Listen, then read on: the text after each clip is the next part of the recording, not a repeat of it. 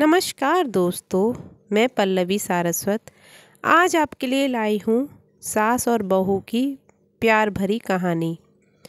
अरे इस इनसे तो दूर ही रखो अपनी बहू को। खुद की बहू ने सास को बिगाड़ दिया है।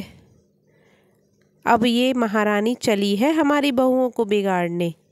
पड़ोस के झुंड बनाकर बैठी औरतों में फुसफुसाहट हुई। शांति जी गली से गुजर रही थी। तभी औरतों की फुसफुसाहट की आवाज़ उनके कानों तक पहुंची। शांति जी मुड़ी, इतने में सब उधर देखने लगे।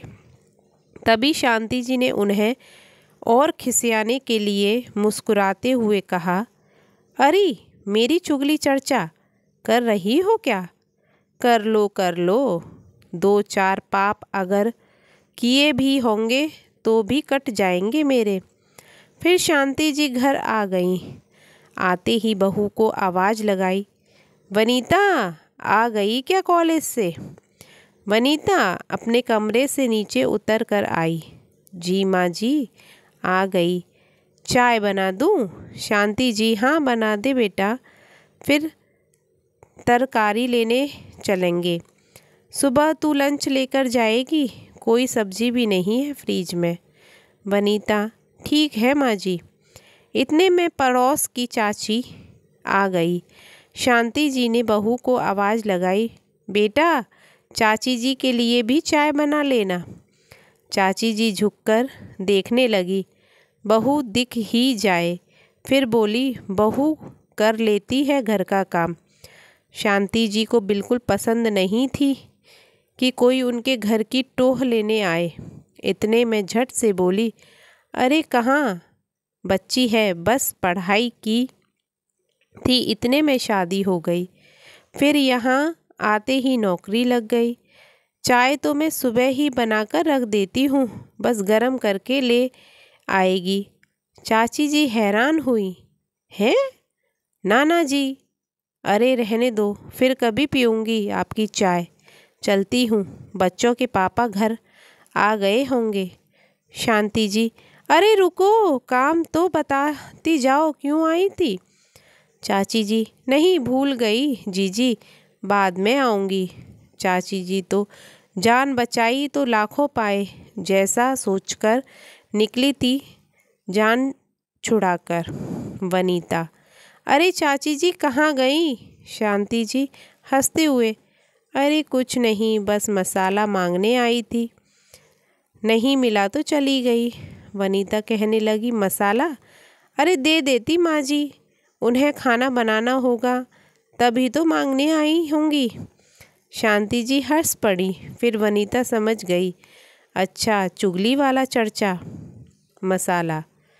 जब से वनीता की नौकरी लगी थी, गली पड़ोस की सब औरतों को उनका यूं जीन्स टॉप पहनकर बाहर जाना बड़ा अखर रहा था। नई बहू शादी को 4 महीने हुए हैं, न बिंदी, न चूड़ी, न बिछुआ, न पाजेब। उनको देखकर हमारी बहुएं भी बिगड़ जाएंगी।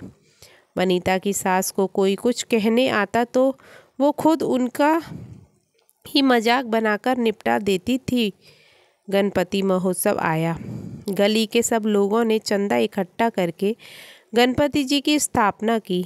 सुबह शाम आरती वंदना होती, दोपहर में भजन कीर्तन में सब औरतों का जमावड़ा लगता। रविवार के दिन का कीर्तन शांति जी के ने करवाया, क्योंकि उस दिन वनीता की भी छुट्टी थी। सबकी नज़रें ये देख रही थी कि शांति जी की नई बहू आज भी जींस में आएगी नीचे। अकेले अकेले लोगों को तो शांत जी भगा देती थी, आज क्या बोलेंगी। इतने में शांति जी और उनकी बहुएं दोनों सूट पहनकर नीचे आईं और चाय देने लगे सबको, तो सबके मुंह खुले रह गए। औरतों में खूब फुसफुसाहट हुई, लो बहू ने सास भी बिगाड़ दी। अगले दिन प्रसाद वितरण के वक्त वनीता और शांति जी ने पड़ोस की फैक्ट्री में काम करने वाले मजदूरों के बच्चों को पहले बुलाया और खाना खिलाया। चाची जी की बहू ने वनीता से कहा। अच्छा किया वनीता, वरना ये बच्चे बेचारे त्योहार पर ही मुँह मांगते रहते हैं। लोग बचा कुचा इनके घर दे आते हैं, कोई इंसानियत से नहीं खिलाता। वनीता, मेरी सासू माँ ऐसी नहीं है। इनमें से चाची जी ने अपनी बहू की तरफ आंखें दिखाते हुए बहू को वनीता से दूर खड़े होकर इशारा किया। शांति जी ने देख लिया और कहा, अरे बहू रहने दो, हम तो सास बहू बदमाश हैं, तुम्हें भी बिगाड़ देंगे। जाओ तुम्हारी सास उमा के साथ बैठो। चाची जी ना कुछ कह पा रही थी ना चुप रह पा रही थी, अपनी बहू को लेकर चली गई पंडाल से। गणपति विसर्जन बड़ी धूमधाम से हुआ। वनीता और शांति जी ने साथ में डांस किया। उनको देख गली की और बहुएं भी नाचने लगी। इतने में पड़ोस की ताई जी ने शांति जी से कहा, ये क्या कर रही हो शांति? घर की बहुएं सड़क पर नाचती अच्छी लगती हैं क्या? शांति जी ने झट से जवाब दिया, जी बुरा मत मानना, पर ये बताओ तुम और मैं यहाँ पैदा हुई थी क्या? हम भी बहुएं हैं। क्या हुआ हमारी बहुएं ने भी अपने मन की कर ली तो? ताई जी तुम ठीक नहीं कर रही हो। तुम अपनी बहू को बिगाड़ो, हमारी बहुओं को बख्श दो। बहू की तनख्वाह ने तुम्हारी बुद्धि पर पत्थर डाल दिए हैं। अब शांति जी को गुस्सा आया। उन्होंने झट से बोला, अगर मैं अपनी बहू को कैद करके रखूं, तुम भी जैसी घर तुड़वाने वाली बहू की प्यारी बनकर हमारे घर कलेश करवा देगी। अब भी तुमने बर्दाश्त नहीं हो रहा? जाओ ले जाओ अपनी बहुओं को। ताई जी, लाज शर्म तो नहीं रही, सास नंबरी तो बहू 10 नंबरी। शांति जी, हाँ हूँ मैं नंबरी, तुम्हारी तरह भेड़ बकरी की ज़िंदगी नहीं जीती, ना अपनी बहू को जीने दूंगी। हम किसी गिनती में तो आते हैं, तुम तो अपनी फिक्र करो। शांति जी की बेबाकी हाजिरवादी ने फिर से सबके मुंह बंद कर दिए। दोनों सास बहू को देखकर बाकी बहुओं ने भी कुछ पल के लिए अपनी भेड़ बकरी वाली ज़िंदगी को भुलाकर खूब डांस किया। ये कहानी किसी गांव की नहीं, देश की राजधानी दिल्ली की है। उन इलाकों की यहाँ आज भी शहरों में दिल में गांव बसे हैं।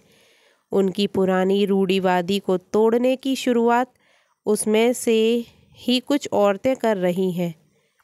सास बहू का रिश्ता सिर्फ और सिर्फ आपसी समझ के कारण ही खराब होता है और आपसी समझ के कारण ही अच्छा। सास ही बहू को रिवाज विरासत के रूप में देती है। जो रिवाज किसी को आगे बढ़ने से रोक दे, उन रिवाजों को बदलना ही सही होगा। ये काम एक सास करेगी तो बाकी लोग भी सीखेंगे।